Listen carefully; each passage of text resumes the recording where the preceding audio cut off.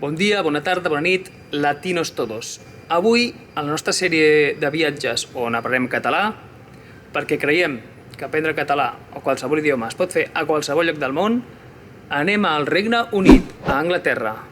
M'acompanyeu? Som-hi!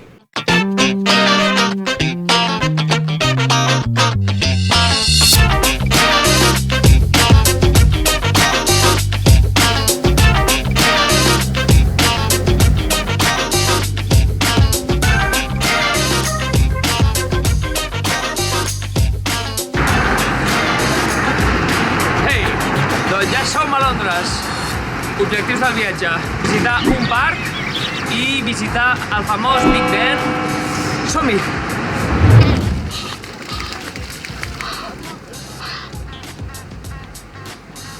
Ens trobem a un dels nombrosos parcs d'aquesta ciutat, on podem trobar un munt d'animalons. A casa nostra tenim sobretot els coloms, les palomes, però aquí podem trobar des de cignes, los cisnes, patos, els ànecs, fins i tot podem trobar esquirols, són les ardilles. Seguirem explorant.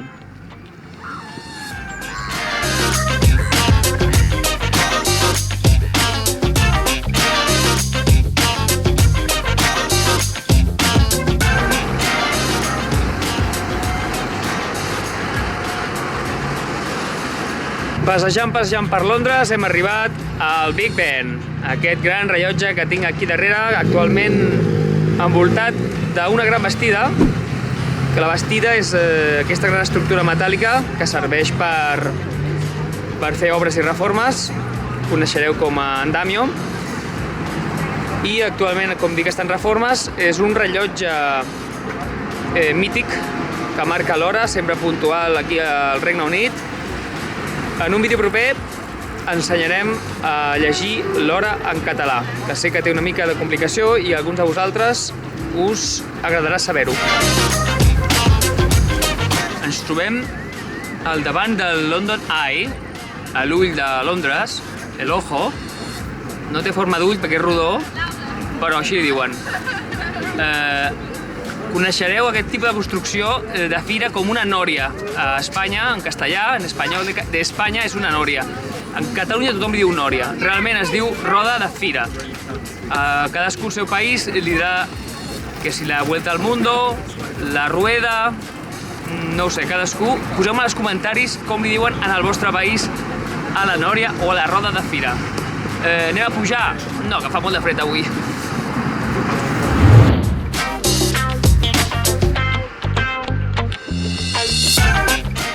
I la boira ha caigut a Londres. Fa un fred que pela, no estic acostumat a aquestes temperatures. La boira és un temps típicament britànic, que és la niebla. És com viure dins d'un núvol tota l'estona. També típicament britàniques són les pluges. Aquí plou moltíssim. Quan plou amb fred, la pluja es converteix en neu, la nieve, però quan no fa prou fred perquè nevi, cau aiguaneu. En català diem aiguaneu, que és una pluja barrejada amb neu. Altres maneres de ploure, en català tenim moltes maneres diverses d'anomenar la pluja. Per exemple, un aiguat és una pluja forta que produeix torrentades i inundacions.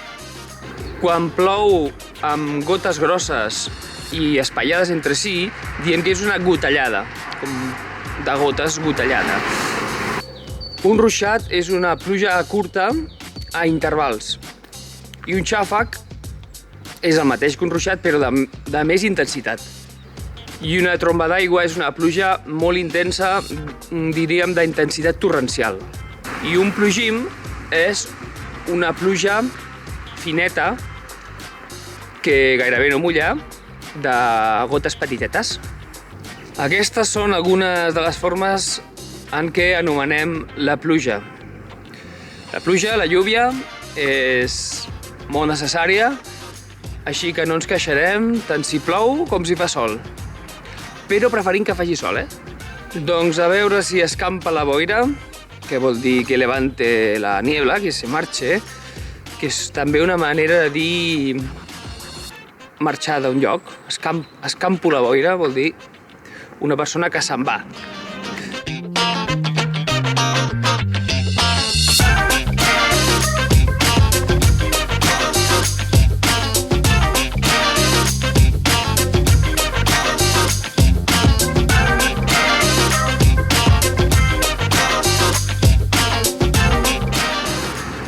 Bé, em trobo ja al meu hotel a les afores de Londres, estic a uns pocs quilòmetres de Londres, o com ells diuen, unes milles. Una de les coses que em treu de polleguera dels anglesos, treure de polleguera significa desquiciar, sacar de quicio. Una de les coses que em treu de polleguera és el sistema mètric, que utilitzen un sistema propi. Per exemple, els quilòmetres, ells diuen milles. Pels metres utilitzen iardes. Els metres, iardes. Pels centímetres, los centímetros, pulsades, pulgades. O pel líquid, per exemple, una pinta, una cervesa, és una mesura que és mig litre, més o menys, i per la benzina, per exemple, els litres, utilitzen una mesura que és en els galons, que és exactament més o menys 4 litres. Van a la seva, ja saps que condueixen per l'altra banda, el volant el tenen a la dreta del cotxe. Bé, si veniu a Anglaterra, no agafeu el cotxe si no és necessari, molt necessari. D'acord?